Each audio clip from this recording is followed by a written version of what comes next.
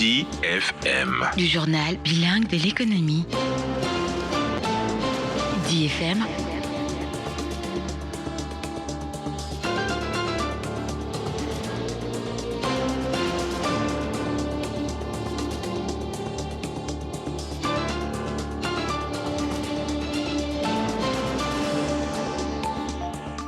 Énergie électrique, je vous l'annonçais en titre. Lutte contre les délestages à Douala, Souza et d'autres localités de la région du littoral. Le ministre de l'Eau et de l'Énergie, en visite de travail dans ces villes, annonce le démarrage de la vaste campagne de remplacement des poteaux en bois, responsable en partie des fréquents délestages observés à travers le pays, désormais vétustes par 50 000 poteaux en béton en vue de l'amélioration du transport et de la distribution de l'énergie électrique.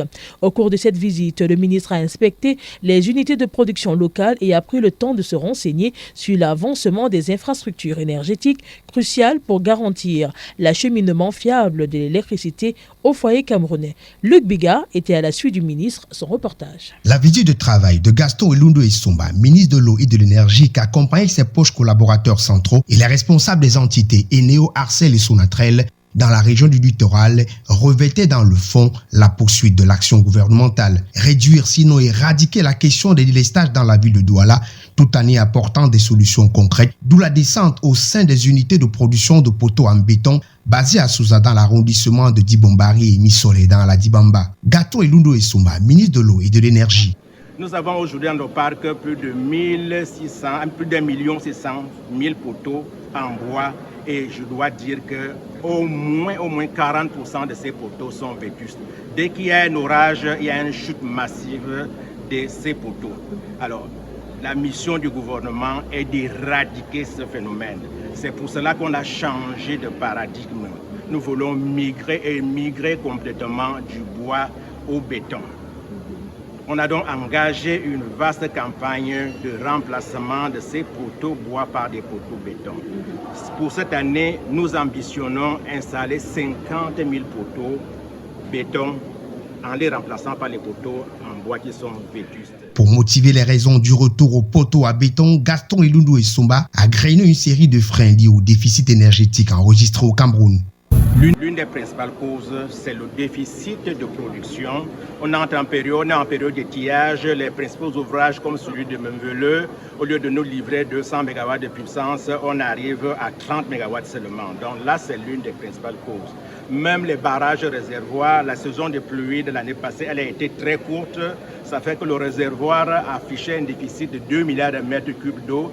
Donc on ne pouvait pas le vider du jour au lendemain. On gère cette eau de manière parcimonieuse. On réduit donc les débits. C'est aussi l'une des causes de délestage. Maintenant, au niveau du parc de production, alors il y a un différent commercial entre Eneo et le partenaire Doublet qui contrôle 30% de la puissance installée aujourd'hui. Comme les maillons d'une chaîne, chacun doit jouer sa partition, d'où l'apport du secteur du transport de cette énergie électrique. Victor Bemi Yangang, directeur général de la Sonatrel. Donc ici, nous avons décidé de transformer la ligne de Mangombe jusqu'à Missolé en 225. C'était une ligne 90 kV. Nous avons décidé de la transformer en ligne 225 pour augmenter la capacité de transit. Et nous avons aussi décidé de construire un nouveau poste à Missolé. C'est ce poste-là que nous avons visité ce matin. C'était un poste haute tension et qui va donc accueillir l'énergie qui vient de Nachtigal. Ainsi, d'après ces différentes explications, l'on pourrait peut-être avoir une lueur d'espoir d'avoir comme lointain souvenir les délestages, source de bien des dommages aux populations. On ne perd rien à attendre.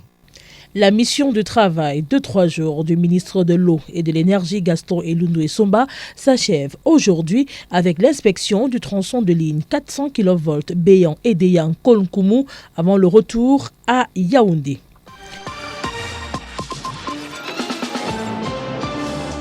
DFM. Du journal bilingue de l'économie. DFM.